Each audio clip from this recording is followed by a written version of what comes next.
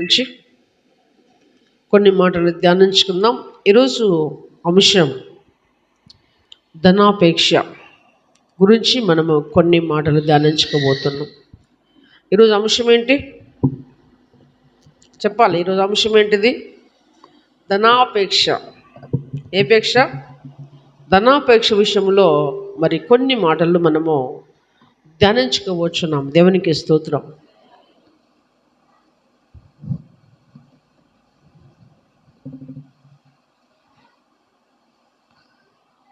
మొదటి తిమోతి రాసిన పత్రిక 6వ అధ్యాయంలో చూసినట్లయితే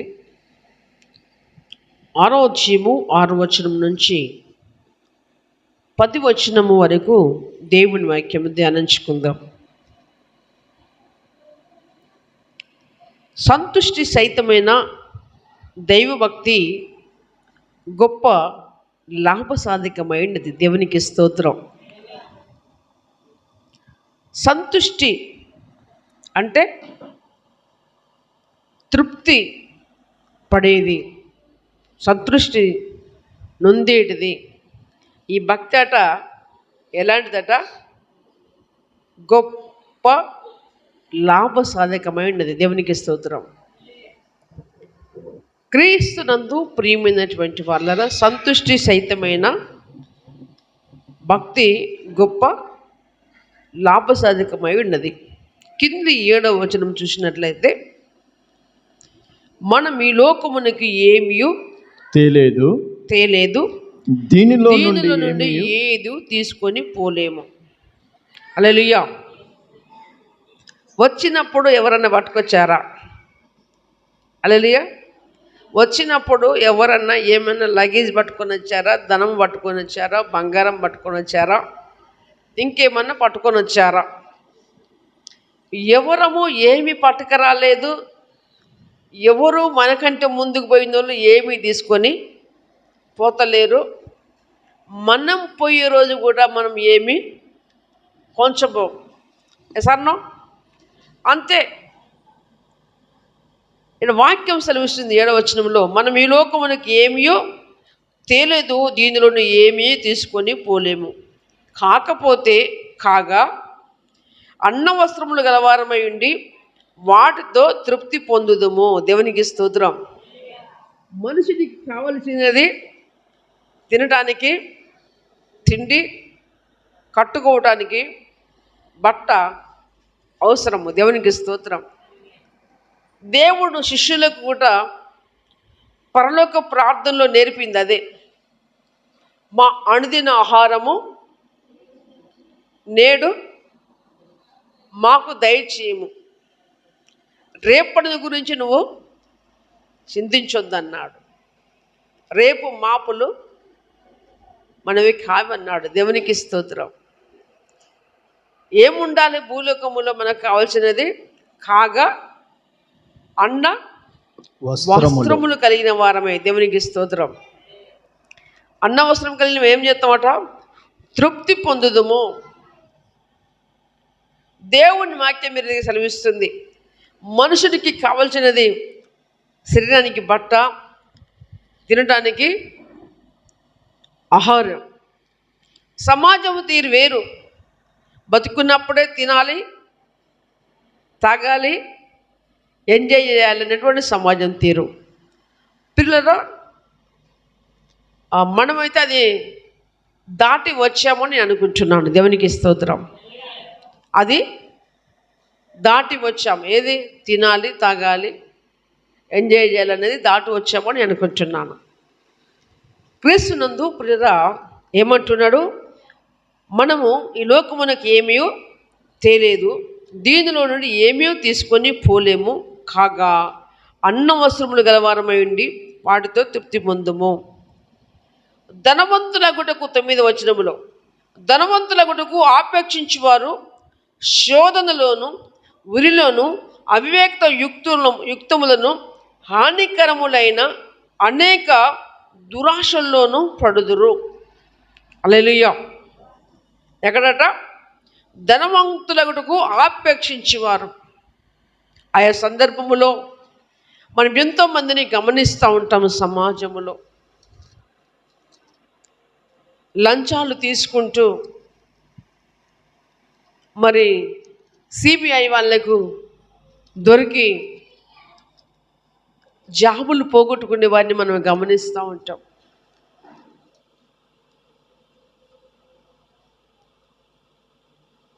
ఎందుకు? త్వరగా నేను ధనవంతుని కావాలి, త్వరగా నేను కోటీశ్వరుని కావాలి అని ఏదన్నా ఆఫీస్కి పోయి చిన్న పని చేయంటే దానికి కూడా 200, 300 లంచము. అంటే వాళ్ళకు ప్రభుత్వం జీతం ఇస్తుంది, న్యాయబద్ధంగా వాళ్ళు పని చేసి పెట్టాలి. కానీ మన దేశంలో ప్రతి చోట ప్రతి మనిషిలో లంచము కొరకు నాలుకలు కోరుతున్నాయి. ఒక జాబ్ పర్పస్ అలాగా చూస్తే కొంతమంది పిల్లల బిజినెస్ పరంగా చూస్తే కొంతమంది నకిలీ ఐటమ్స్ అమ్మటం. ఏమమ్మటం? నకిలీ ఐటమ్స్, కల్తీ ఐటమ్స్. కొంతమంది నకిలీ కాంటాలు. పలు విధములుగా చూస్తే ఈరోజు చూస్తే పిల్లల మనిషి దోచుకునే రోజులు ఇవి. మనిషి దోచుకునే రోజులు. ఈరోజు ఏ ఐటెం ఒరిజినలో ఏ ఐటెం డూప్లికేటో గుర్తుపట్టలేనంతగా తయారైంది సమాజం. కనుక దేవుడు ఈరోజు మనకు నేర్పుతున్నటువంటి పాఠం ఏంటయ్యా అంటే, దేవుని పిల్లలుగా సమాజం వదిలి పెడతాం. దేవుని పిల్లలుగా మనం నేర్చుకోవాల్సిన పాఠం ఏంటయ్యా అంటే, ధనవంతుల కూడా ఏం చేయదట, మనము ధనవంతుల కూడా ఆపేక్షించేవారు ఎక్కడ పడతారట? శోధనలో పడతారట. శోధనలో ధనము సంపాదించుకోవాలనే విషయంలో మనం ఆరాట పడుతూ ఉంటే, తపన పడుతూ ఉంటే పిల్లలు మనం శోధనలో పడే అవకాశాలు ఉన్నాయి, గమనించాలి. ఉదాహరణకు చూస్తే మనకు కూడా ఇక్కడ శోధనలో పడే అవకాశాలు కనపడుతున్నాయి. మనము కూడా ఎక్కడ పోతామట? ఉరిలో పడేటువంటి అవకాశాలు మనలో కనపడుతుంటాయి. ధనము సంపాదించాలని ప్రేర మనమును కూడా ఆయా సందర్భంలో దేవుని విశ్రాంతి దినాన్ని ధిక్కరిస్తూ పావులో పరకు సంపాదించుకోవాలి, ఈ కూలి దొరికినప్పుడే సంపాదించుకోవాలనే తత్వంతో, అది కూడా ధనమే. చాలామంది విశ్రాంతి దినాన్ని నెగ్లెక్ట్ చేస్తూ ఉంటుంటారు. పిల్లరా, ధనం విషయంలో ఆరాటపడుతున్నప్పుడు ఏం చేస్తున్నాం అంటే, మనుషుడికి ధనం ఉండటమే తప్పేం కాదు. మనుడు కష్టపడి కూల్చుకోవడంలో తప్పేం లేదు. ఎప్పుడు తప్పే అంటే అతిక్రమించి చేయటం తప్పు. అతిక్రమించి చేసినప్పుడు అది శోధనలో పడే అవకాశం ఉంటుంది. విరిలోనికి పోవడం, విరి అంటే పిల్లలు ఎక్కడికంటారు? చెరసాల మెట్లెక్కే అవకాశం కూడా ఉంటుంది. శోధన అంటే ఏదో సమస్యలు కావచ్చు, బాధలు కావచ్చు, లేకపోతే బంధకాలు కూడా కావచ్చు. ఉరిలో అంటే మరి చట్టబద్ధంగా మరి శిక్షపరమైనది కూడా కావచ్చు. అంతేకాదు అవివేకయుక్తములను హానికరమైన అనేక దురాశలలో పడుదురు. ఎక్కడ పడతారు? దురాశ. ఎక్కడైతే ఇప్పుడు అన్యాయంగా మనం ధనం సంపాదించుకోవడానికి మొదలు పెడతామో అందులో ఏముంటుందట? దురాశ ఉంటుంది. ఏమాశ? దురాశ. సామ్యము చెప్తుంది, పెద్దలు చెప్తూ ఉంటారు, దురాశ దుఃఖమునకు చేటు. దురాశ దుఃఖమునకు చేటు. ఆశ ఉండాలి, కష్టపడే తత్వం ఉండాలి, కష్టపడేటువంటి తత్వం ఉండాలి. కానీ ఏముండద్దు? దురాశ ఉండకూడదు. అది దుఃఖమునకు చేటు అని దేవుని వాక్యం సెలవిస్తుంది. ఎందుకట? అట్టివి మనుషులను నష్టములోను నాశనములోను ముంచివేయును. ఈరోజు పిల్లరా మనకు హ్యాపీగా అనిపించవచ్చు,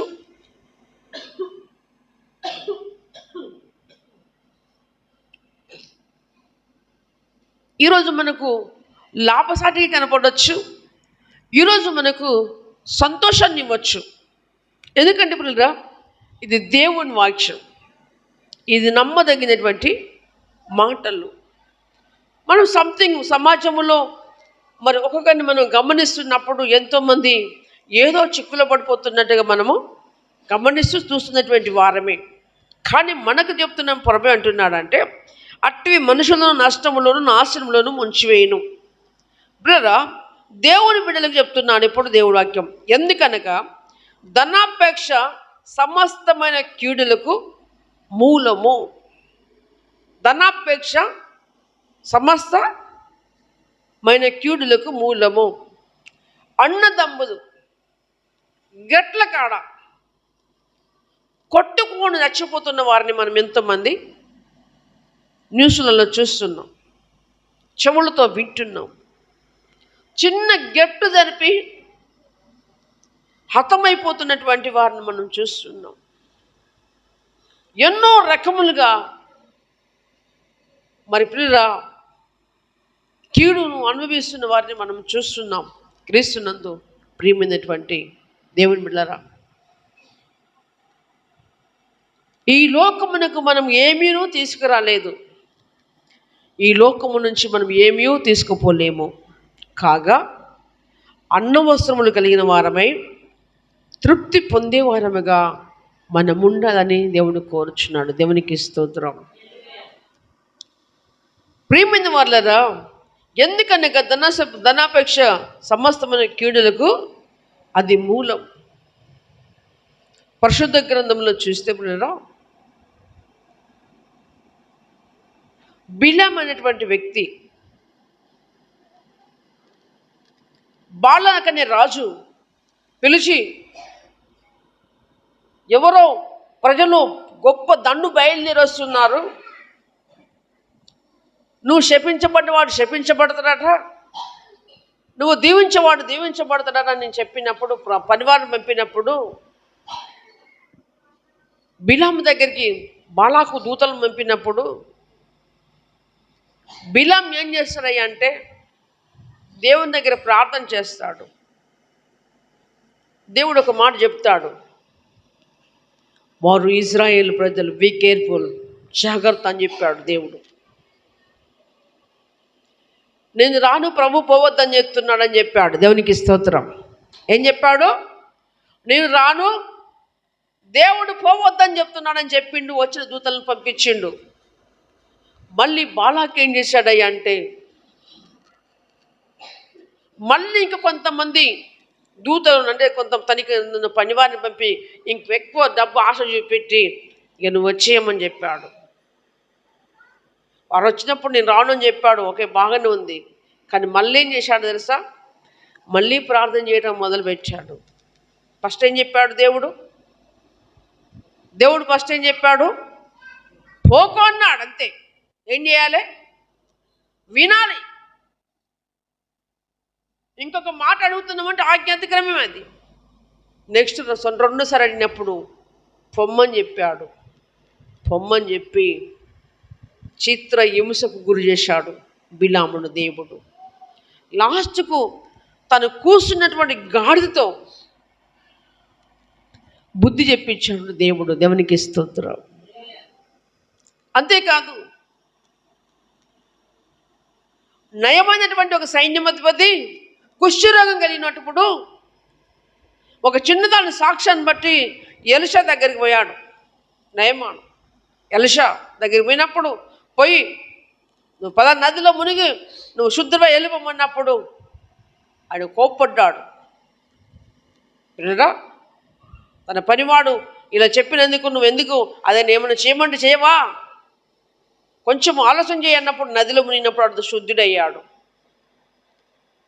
నయమాని కుష్ఠరోగం పోయినందుకు గాను ఎలిషా దగ్గర ఎంతో సొమ్ము పట్టుకొచ్చాడు, ఎంతో ధనం పట్టుకొచ్చాడు. అయ్యా నేను బాగైనందుకు ఇదిగో ఇది తీసుకో అని చెప్పి ఎంత బతిలాడుకున్నా ఎలిషా తీసుకోలేదు.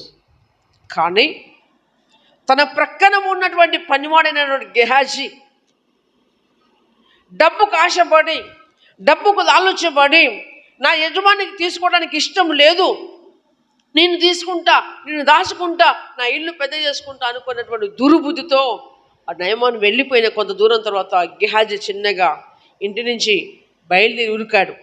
ఉరుకుతుండగా వారిని పోతున్నట్టు రథం చూసి అయ్యో మరి ఒకరు ఉరుకొస్తారని చెప్పి ఆలోచించి ఏం కావాలయ్యా అంటే, అయ్యా ఇప్పుడే మా ఏజెంట్ల మన దగ్గరికి కొంతమంది వచ్చారు, వారికి బట్టలు కావాలి, వారికి ధనము కావాలి, ఇది కావాలి అది కావాలని అడిగినప్పుడు ఓయ్యా ఇదంతా తీసుకుపోంటే అదొద్దు కొంచెం ఇయ్యమని చెప్పాడు. వచ్చి చిన్నగా దాచిపెట్టాడు. దాచిపెట్టుకున్నా చిన్నగా ఎక్కడికి వచ్చాడు, ఎక్కడికొచ్చాడండి? ఎలీషా దగ్గరికి వచ్చాడు. చిన్నగా ఏమి తినట్టుగా పిల్లలు కనుక ఏదైనా బుక్కి ఇట్లా దూసుకున్నట్టుగా వచ్చాడు. ఎలీషా అన్నాడు, గెహాజీ నువ్వు ఎక్కడికి వెళ్ళావా? నేను ఎక్కడికి వెళ్ళాను, ఇక్కడే ఉన్నానని చెప్పాడు. నువ్వు వెళితే నా ఆత్మ నీతో రాలేదా అని ఎలీషా అన్నాడు. దేవునికి స్తోత్రం. అతనికి వచ్చిన కుష్టు నీకే వస్తుంది, నీకు పడుతుంది అన్నాడు ఎలీషా. ఎమ్మటే గెహాజీ ఏమైపోయాడు? కుష్ఠరోగం అంటే క్రీస్తునందు ప్రియమైన వాళ్ళరా. ఎందుకంటే ధనాపేక్ష సమస్తమైన కీడులకు మూలము. కొందరు దానిని ఆశించి విశ్వాసం నుండి తొలగిపోయి నానా బాధలతో తమ్మును తామే పొడుచుకొనిరి. హల్లెలూయా. ఎందుకనగా కొందరు దాన్ని ఆశించి ధనము సంపాదించుకోవడానికి ఎక్కడి నుంచి తొలగిపోయారు? విశ్వాసం నుండి తొలగిపోయారు. ప్రియ దేవుని సంగమా, ఈరోజు కూడా మనము డబ్బును ఆశించి కానీ, ధన ఆపేక్షతో డబ్బు సంపాదించుకుందన్న దురుద్దేశంతో కానీ డబ్బు ఉండడం తప్పు కాదు. దేవుడు నిన్ను తలగా ఉంచనన్నాడు, తోగా ఉంచనని చెప్పాడు. దేవుడు నిన్ను ఆస్తికర్తగా చేస్తానన్నాడు. ఏదున్నా కానీ నియమం ప్రకారం మేము ఉండాలి, నిబంధన ప్రకారం మేము ఉండాలి. ఏదున్నా కానీ నియమం ఉండాలి, నిబంధన ఉండాలి. అది దేవుడిచ్చింది అయి ఉండాలి. దేవునికి స్తోత్రం. అదేది ఉండాలి, అది దేవుడిచ్చింది అయి ఉండాలి. అది పాదైనా, పావులైనా, పరుకైనా, కోటి అయినా అది దేవుని చేత ఆశీర్వదించబడినదై ఉండాలి. దేవునికి స్తోత్రం. కాబట్టి విశ్వాసం నుండి తొలగిపోయి ఏం చేస్తారట? నానా విధమైన బాధలతో తమ్ముడు తామే పొడుచుకోదు. అంటే ఏమి చేయాలో తెలియక కుటుంబాలు ఎన్నో పతనమైనటువంటిగా కనపడుతున్నాయి.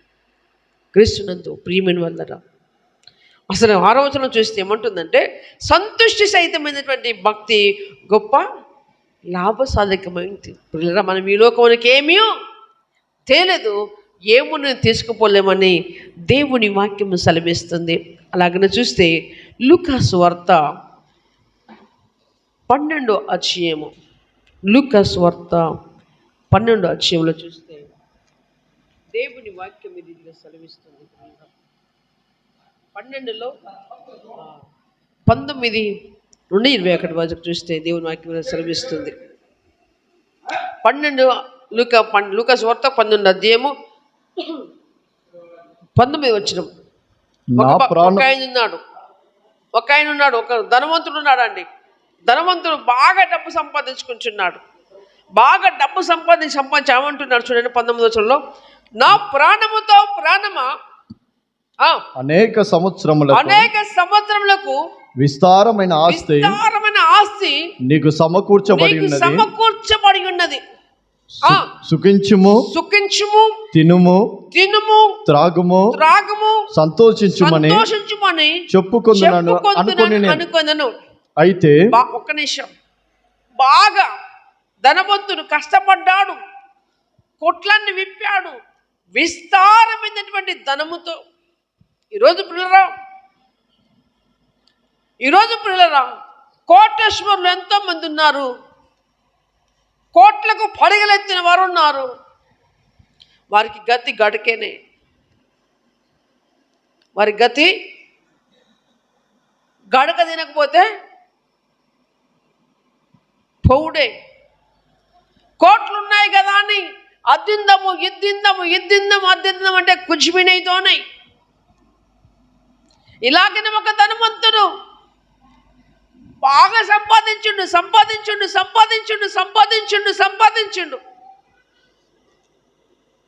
అప్పుడు అనుకుంటున్నాడు, మంచం వేసుకున్నాడు, తలకాయ మీద మెత్త పెట్టుకున్నాడు, ఇట్లా పడుకొని, నా ప్రాణముతో ప్రాణమా ఏమంటున్నాడు? నా ప్రాణముతో ప్రాణమా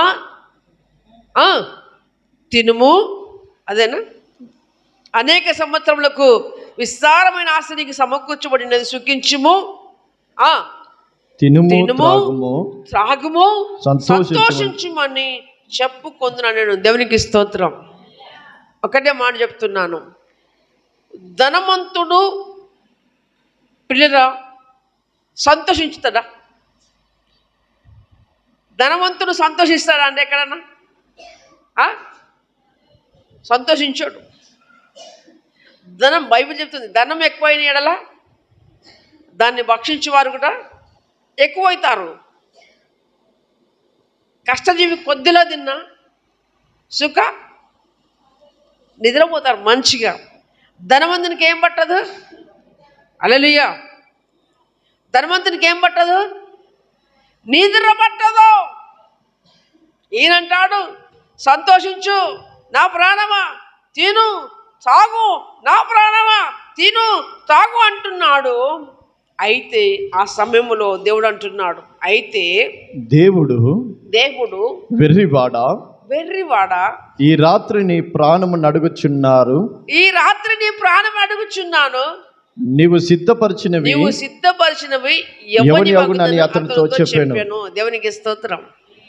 ఒక ధనవంతుడు విస్తారంగా సంపాదించి సంపాదించి సంపాదించి ఘర్షణలలో పోసి, గుమ్మలలో పోసి, అల్లబోసి, ఇళ్ళబోసి, ఆహా నా ప్రాణముతో ప్రాణమా అనేక సంవత్సరములకు నేను కుప్ప చేసుకున్నాను, ఇక తిను, ఇక తాగు, సంతోషించమని మనుషుడు అనుకుంటున్నాడు ధనవంతుడు. కానీ దేవుడు అంటున్నాడు, ఒరే పిచ్చోడా, ఈ రాత్రి నీ ప్రాణం పోతే ఇవన్నీ ఎవరి అయితే ఆగి? నిజమేనా? నిజంగా పిల్లరా, ఒకవేళ అతనికి దేవుడిచ్చిన కలిమి వల్ల మరి ఒకవేళ ధనం వస్తే ఆ ధనమును ఆన్నే పాతిపెట్టక ఒక 5 బీదల కన్నా ఎంతో కొంత సహాయం చేసేవాడుగా ఉండాలి. దేవునికి స్తోత్రం. క్రీస్తు నందు దేవుడు మీకు కూడా చెప్తానా, మనకు ఉన్నటువంటి స్థితిలో మరి చాలామంది, కొంతమంది క్రిస్మస్ అప్పుడు బట్టలు తెస్తారు, 100 రూపాయలు 50 రూపాయలు, నేను పంచిన బట్టలు అంటారు 4 తెచ్చి. కప్పులలో ఏది చేసినా మనము శ్రేష్టమైంది ఇవ్వాలి. దేవునికి స్తోత్రం. కనుక ఏమంటుంది ఇక్కడ వచనం చూడండి, అడుగుచున్నాడు, నీవు సిద్ధపరిచిన ఎవరని చెప్పాను. 21వ వచనంలో, దేవుని యెడల ధనవంతుడు కాక తన కొరకే సమకూర్చుకున్నవాడు అలాగునేయుండి అని చెప్పాను. దేవునికి స్తోత్రం. మన ధనము ఎక్కడ సమకూర్చుకోబడాలి? దేవునికి స్తోత్రం. హల్లెలూయా. మన ధనము ఎక్కడ సమకూర్చబడాలి? మన ధనము ప్రియరా దేవుని దగ్గర సమకూర్చుకోవాలి. దేవునికి స్తోత్రం. దేవుని దగ్గర దేవునికి మనము ఎరుకైన వారముగా ఉండాలి. ఇదిగో దేవుడు అనుకోవాలి, ఇదిగో వీళ్ళ కొరకు నేను సిద్ధపరిచినటువంటి స్థలం ఇదే అని మన గురించి అనుకునేలాగా బతకాలి. దేవునికి స్తోత్రం. ధనము శాశ్వతము కాదు. హల్లెలూయా. ధనము శాశ్వతము కాదు. ఈరోజు చాలా సమాజంలో యువత చెడిపోవడానికి కారణం ఏంటి అంటే, తండ్రులు అదో చేసి ఇదో చేసి లంచాలు తీసుకొని ఆ చేసో ఈ మోసం చేసి ఆ మోసం చేసి కుప్పలు ఎత్తే వాళ్ళు తిరుక్కుంటా ఎంజాయ్ చేసుకుంటా అనేక రకమైనటువంటి హేయమైన కార్యాలు చేయడానికి వారు పూనుకుంటున్నారు. డబ్బు విలువ ఎప్పుడు తెలుస్తుంది? కష్టం చేస్తే కానీ డబ్బు విలువ తెలియదు. కనుక మనం ఎక్కడ ధనవంతులం కావాలి? దేవుని ఎడల ధనవంతుడు కాక తన కొరకు సమకూర్చుకున్నవాడు అలాగనే ఉండును. వెర్రి వాళ్ళము. ఇప్పుడు మనం వెర్రి వాళ్ళము, మంచి వాళ్ళము? హల్లెలూయా. వెర్రివారము, మంచివారము? మంచివారం అయితే మన ధనము ఎక్కడ ఉండాలి? మన ధనము దేవుని దగ్గర ఉండాలి. ఆదివారం ఎక్కడ ఉండాలి మరి? మనం చెప్పాలండి, ఆదివారం ఎక్కడ ఉండాలి మరి? మనం దేవుని సన్నిధిలో ఉండాలి. మన ధనము దేవుని దగ్గర ఎదగాలంటే మనం ఆదివారం నాడు మందిరంలో ఉండాలి. మన ధనము ఆయనే. ఒక భక్తుడు పాడబడతారు కదా, నా ధనమంతా నా ధనమంతా నీవేనయ. ఒక భక్తుడు పాట పాడతాడు కదా. అవును, మన ధనం యేసే. దేవునికి స్తోత్రం.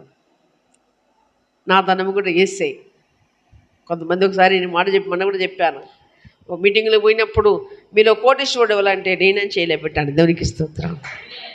ఆమె కోటీశ్వరుడు ఎవరయ్యా అంటే నేనే. నా తండ్రి కోటీశ్వరుడు, నేను కూడా కోటీశ్వరుణ్ణి. ఆమె అవును, నిజమే. ఆ కోటీశ్వరుని బిడ్డలంగా మనం ఈ లోకములో ముద్ర పొందాలి. దేవునికి స్తోత్రం. ఆ కోటీశ్వరుని బిడ్డలంగా ఇక్కడ గ్రంథములో తాకిడి చేయబడాలి. ఆ కోటీశ్వరుని బిడ్డలముగా మనము ముద్రించబడాలి. దేవునికి స్తోత్రం. ఈ లోక ధనం, ఈ లోక సంపాదన ఎంత సంపాదించినా వదిలిపెట్టి పోయేది. దేవునికి స్తోత్రం. ప్రసంగిలో చూస్తే ప్రసంగి గ్రంథం 5వ అధ్యాయం. ప్రసంగి గ్రంథం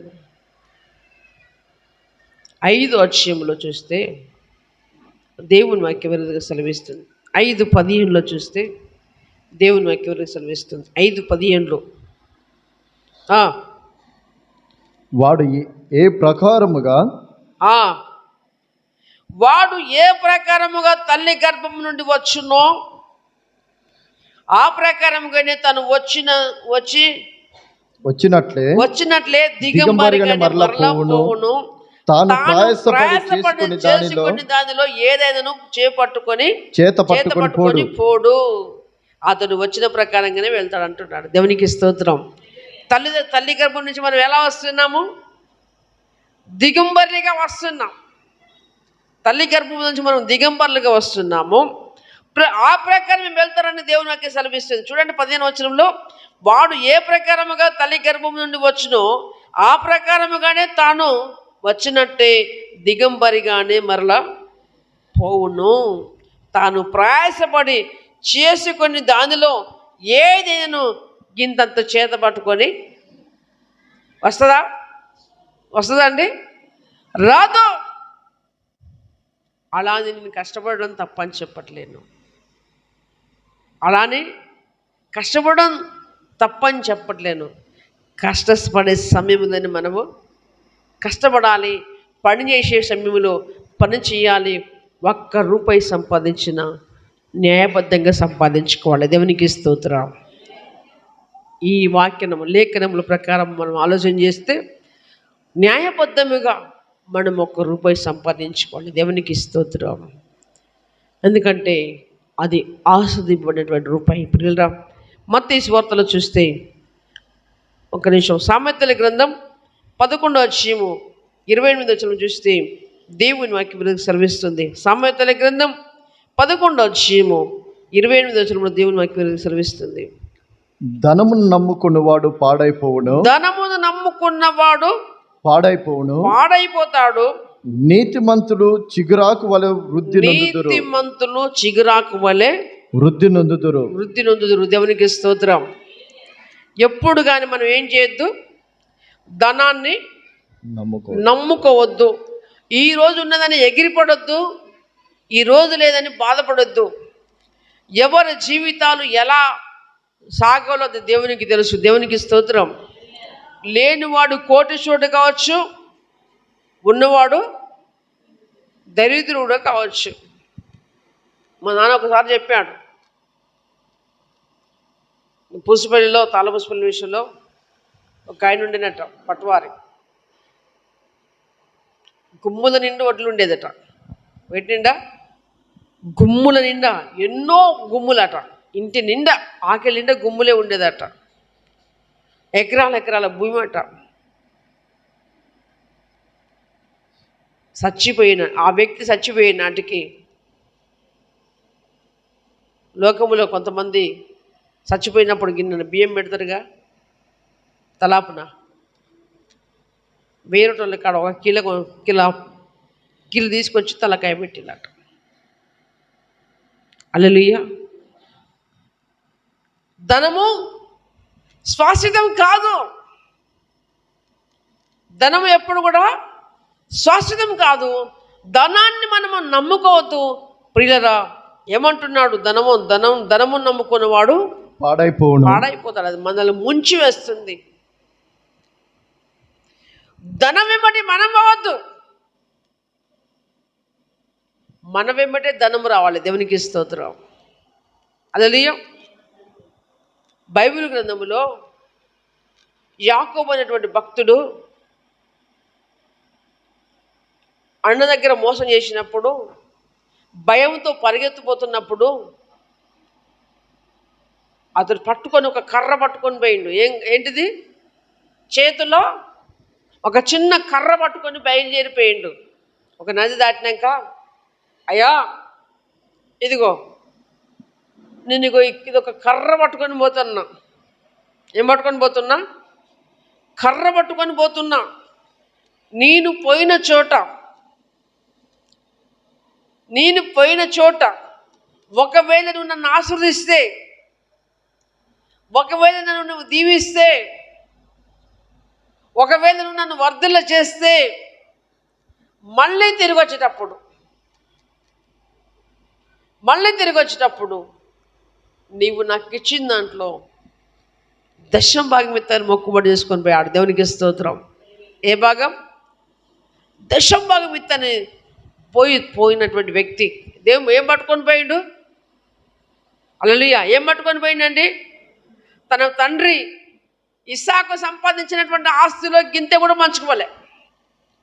తన సన్ను సంపాదించినటువంటి ఆస్తి కొంచెం పోలే. భయంతో పారిపోతున్నటువంటి వ్యక్తి, కర్ర పట్టుకొని పోతున్నటువంటి వ్యక్తి దేవునికి ప్రార్థన చేశాడు. ఇదిగో నేను కర్రతో వెళుతున్నానయ్యా, నాకు పోయిన చోటల్లో నీ హస్తము తోడుకుని నన్ను దీవిస్తే నేను ఇలా చేస్తాను మొక్కాడు. దేవునికి స్తోత్రం. ఎప్పుడైతే యాకోబు తన మావింట్లో అడుగు పెట్టాడో, తన మావిండ్లు ఆశీర్వదింపబడ్డది. చప్పట్లు కొట్టి దేవుని నామాన్ని మేపరుస్తాం. పారిపోయాడు. ఒరే నా ఎముకనంటినటువంటి రక్త సంబంధం రా, నువ్వు ఇక్కడే ఉండని చెప్పాడు. కొన్ని రోజులు జీతం కాసిన తర్వాత, మరి నాకు ఉత్త కొలువు చేస్తే ఎట్లా అని చెప్పాడు వాళ్ళ మామ. మరి ఏం చేయాలి? ఇగో నా బిడ్డ తీసి పెళ్లి చేస్తా, 7 సంవత్సరాలు నా మేకలు కాయమన్నాడు. ఎన్ని సంవత్సరాలు? 7 సంవత్సరాలు. ఎవరిస్తానికి? బిడ్డనిస్తానికి 7 సంవత్సరాలు కొలువు చేయాలని చెప్పిండు. సరే మామ అన్నాడు. ఈ రోజు లెక్క కాదు. ఈ రోజుల్లో ఎంగేజ్మెంట్ కాగానే ఇప్పుడు అన్నీ సినిమా టైల్లో తిరిగొచ్చుకుంటూ అవన్నీ స్క్రీన్లు ఎత్తాను చూసిరా. ఈ రోజు లెక్క కాదు. 7 సంవత్సరాలు ఆన్నే ఉన్నాడు. కానీ నాకు కదా ఇచ్చేదని ఆయన ఆమెతోటి ముచ్చట పెట్టలేదు. హల్లెలూయా. నిజంగా ఆయన ప్రేమించింది ఒకరిని, ఆయనకు జరిగింది ఒకటి. 7 సంవత్సరాలు అయిపోయిన తర్వాతకి, మావా 7 సంవత్సరాలు నా కొలువు అయిపోయింది మావా, ఇక నీ బిడ్డని చేయమన్నాడు. వాళ్ళ మామ 10 మంది పెద్ద మనుషులు తీసుకొచ్చి కూర్చోబెట్టి అందరికి విందు చేయించి రాత్రికి రాత్రి పెద్ద బిడ్డ లేయ జబ్బు కళ్ళదాన్ని లోపల తోలాడు.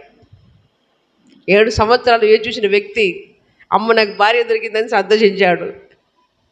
తెల్లారి చూస్తే గుడ్డామె. ఎవరు? తెల్లారి చూస్తే గుడ్డామె లేయ. ఓరే మామ, నేను ఏ కొరకు చేసిన గావ కొరకు చేసిన అంటే మామ అంటాడు, ఓయ్యా మా దేశ చట్టం అలా కాదు, మా పద్ధతి అది కాదు. పెద్దదాన్ని పెళ్లి చేయకముందు చిన్నదాన్ని పెళ్లి చేయొద్దు.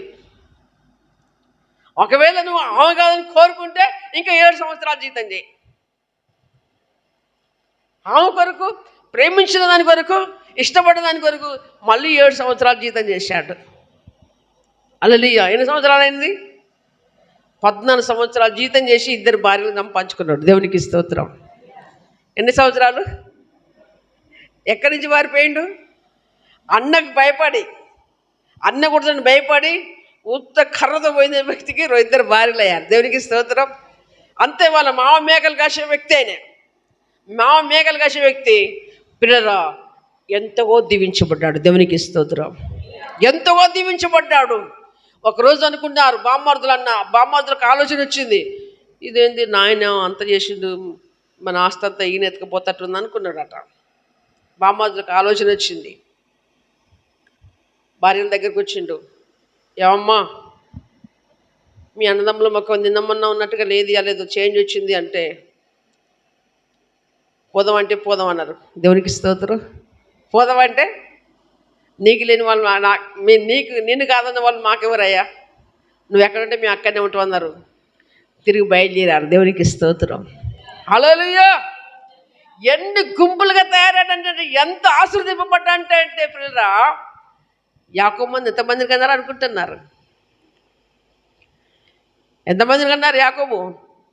12 మంది కొడుకులు కన్నాడు. దేవునికి స్తోత్రం. ఎట్లా పోయిండు? ఒకడే కర్ర పట్టుకొని ప్రాణభయంతో వెళ్ళినటువంటి వ్యక్తి 2 భార్యలు చేసుకున్నారు. ఇంతమంది సంతానమైంది. వేల వేల గొర్రెలు అయిపోయినాయి, ఎడ్లు అయిపోయినాయి, గాడిదలు అయిపోయినాయి. ఎంతో విస్తారంగా దీవించబడ్డాడు. దేవునికి స్తోత్రం. ఇదంతా స్టోరీ ఎందుకు వచ్చిందంటే, ధనం ఏమంటే మనం పోవద్దు, మన ఏమంటే ధనము రావాలి. దేవునికి స్తోత్రం. హల్లెలూయా. క్రీస్తునందు ప్రియుల ధనము నమ్ముకున్న వాడు ఏమైపోతాడట? పాడైపోతాడు. నీతిమంతులు చిగురాకు వలె వృద్ధినంతారు. మత్తయి సువార్త 6:19-21 చూస్తే దేవుని వాక్యం ఇదిగా సెలవిస్తుంది. మత్తయి సువార్త 6:19-21 చూసినట్లయితే దేవుని వాక్యం సెలవిస్తుంది. భూమి మీద మీ కొరకు ధనమును కూర్చుకొనవద్దు. భూమి మీద మీ కొరకు ధనము కూర్చుకొనవద్దు. ఇక్కడ చిమ్మట కొడుతుంది, తుప్పును తినివేయును, తుప్పు పడుతుంది. ఇక్కడ దొంగలు కన్నము వేసి దొంగలేదరు. దొంగలు కన్నము వేసి దొంగిలేదరు. పరలోకమందు మీ కొరకు ధనమును కూర్చుకొనుడి. అచ్చట చిమ్మటైనను తుప్పైనను దాన్ని తినివేయదు. దొంగలు కన్నం వేసి దొంగిలేయరు. నీ ధనం ఎక్కడ నుండునో, నీ ధనం ఎక్కడ ఉంటుందో అక్కడ నీ హృదయం ఉండును. ఉంటుంది. నీ ధనం ఎక్కడ ఉంటుందో నీ హృదయం అక్కడే ఉంటుంది. ప్రభు అంటున్నాడు, ఏమంటున్నాడు? భూమి మీద మీ కొరకు ధనము కూర్చుకొనవద్దు. ఎక్కడ కూర్చుకోవాలి మరి? పరలోకమందు కూర్చుకోవాలి. ఏ ధనము? సత్క్రియ అన్నటువంటి ధనము, నీతి అన్నటువంటి ధనము, పరిశుద్ధత అన్నటువంటి ధనము, యథార్థత అన్నటువంటి ధనము, దేవునికి విశ్వాసం కలిగినటువంటి ధనము ఎక్కడ కూర్చుకోవాలి? పరలోకమందు మనం కూర్చుకోవాలి. దేవునికి స్తోత్రం. ఇక్కడ కేవలము అన్నం కాగా అన్న వస్త్రములు కలిగిన వారమై దేవునికి స్తోత్రం. మనకు కలిగిన వాటితో తృప్తి పొందుదాం. దేవునికి స్తోత్రం. దేనితో తృప్తి పొందాలి? మనము కలిగిన వాటితో తృప్తి పొందుదాం. అక్రమముగా సంపాదించడానికి మనం ఇష్టపడకూడదు. అన్యాయంగా దోచుకోవడానికి మనము ఇష్టపడకూడదు. ఎందుకంటే దేవుడు మనల్ని లోకము నుంచి ప్రత్యేకపరుచుకున్నాడు. మనం ప్రత్యేక జనాంగము. దేవుడు మనల్ని విలువ పెట్టి కొనుక్కున్నాడు. సమాజంలో ఉన్నట్టుగా మనం ఉన్నట్లయితే వారికి మనకు తేడయాడా పైకి దేవుని బిడ్డమైనటువంటి పేరు, ఆ పేరు ద్వారా దేవుని నామమును దూషణ పాలు. ప్రియ సహోదరి సహోదరుడా, ఆలోచన చేయి. భూమి మీద మీకు ధనము కూర్చుకొనవద్దు. ఇక్కడ చిమ్మటయు తుప్పయు తినివేయును. దొంగలు కన్నమేసి దొంగలెదరు. పరలోకమందు మీ కొరకు ధనమును కూర్చుకొనడి. అతను చిమ్మటైనను తుప్పు అయినను దానిని తినివేయదు. దొంగలు కన్నమేసి దొంగలరు. నీ ధనం ఎక్కడ ఉంటుందో అక్కడనే నీ హృదయము ఉంటుంది. దేవునికి స్తోత్రం. ధనం ఎక్కడ ఉంటుందో అక్కడనే హృదయం ఉంటుంది. కనుక ధనాపేక్ష దేవుని పిల్లలమైన మనకు ఉండకూడదని ప్రభు సెలవిస్తున్నాడు. దేవునికి స్తోత్రం. క్రీస్తునందు ప్రియమైన వారలారా, అంతేకాదు ఫిలిప్పీయులకు రాసిన పత్రిక 3:7 చూస్తే దేవుని వాక్యం సెలవిస్తుంది. ఫిలిప్పీయులకు రాసిన పత్రిక 3:7 అపోస్తలుడైన పౌలు ఏమంటున్నాడంటే, ఆయనను ఏవేవి నాకు లాభకరములై ఉండెనో వాటిని క్రీస్తు నిమిత్తము నష్టముగా ఎంచుకుంటుని. దేవునికి స్తోత్రం. హల్లెలూయా. అపోస్తలుడైన పౌలు చేసినటువంటి పని చూడండి. ఏవేవి లాభకరములై ఉండెనో, ఈజీగా డబ్బు ఎలా సంపాదించగలం అనే విషయంలో మనం ఆలోచన చేస్తే ఏవేవి లాభకరములై ఉండవో అపోస్తలుడు పౌలు దాన్ని పెంటగా సమానంగా ఎంచాడు. దేవునికి స్తోత్రం. పెంట అంటే తీసి పనికిరానటువంటి తీసి పారేసేదే పెంట. మనుకుట ఏవేవి లాభకరములై ఉన్నావో, విశ్రాంతి దినము ఆదివారాన్ని కూలికి పోతే నీకు 300 లాభకరంగా ఉండొచ్చు, 1000 రూపాయలకి లాభకరంగా ఉండొచ్చు, 200 లాభకరంగా ఉండొచ్చు. కానీ అవేమంటున్నాడు అపోస్తలుడు పౌలు, దేవుని కొరకు నిన్ను నువ్వు త్యాగం చేసుకోకపోతే, నిన్ను నువ్వు దేవునికి సమర్పించుకోకపోతే, నిన్ను నువ్వు దేవునికి అప్పచెప్పుకోకపోతే, నీ యొక్క మనసులో దేవునికి చోటు ఇవ్వకపోతే పిల్లరా ప్రయోజనం మనకు ఏమీ లేదు. ఏవేవి నాకు లాభకరములై ఉండెనో వాడన్నిటిని క్రీస్తు నిమిత్తం నష్టముగా ఎంచుకుంటుంది. దేవునికి స్తోత్రం. క్రీస్తును సంపాదించుకోవాలంటే పిల్లరా భూలోకమందు కొన్ని వదిలిపెట్టుకోవాలి. క్రీస్తును సంపాదించుకోవాలంటే ఆయనకిష్టమే కానీ కొన్ని మనము వదిలిపెట్టుకోవాలి. అది మనకు లాభకరంగా ఉండొచ్చు, మనకు సంతోషాన్ని ఇవ్వచ్చు, మనకు ఆనందాన్ని ఇవ్వచ్చు, మనకు ధనము సమకూర్చబెట్టవచ్చు.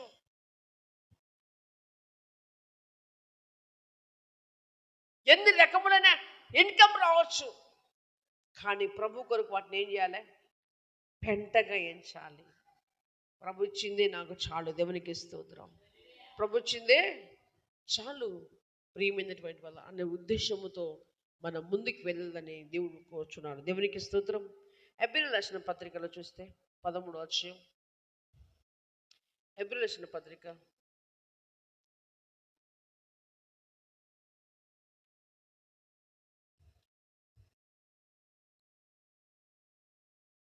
13వ అధ్యాయంలో 5వ వచనం. ధనాపేక్ష లేని వారై మీకు కలిగిన వాడితో తృప్తి పొంది ఉండు. దేవునికి స్తోత్రం. ఏముండదు మనకు? ధనాపేక్ష లేని వారై దేంతో ఉండాలి? ఈరోజు మనం ఏమేమి కలిగి ఉన్నామో వాటితో తృప్తి పొంది ఉండు. ఎందుకంటే ప్రభు అంటున్నాడు, నిన్ను ఏమాత్రము విడువను, నిన్ను ఏమాత్రము నిన్ను ఎడబాయను. నేను నీకు సహాయకుడినై ఉండగా, నీకు నేను ప్రమాణం చేసి ఉంటుండగా,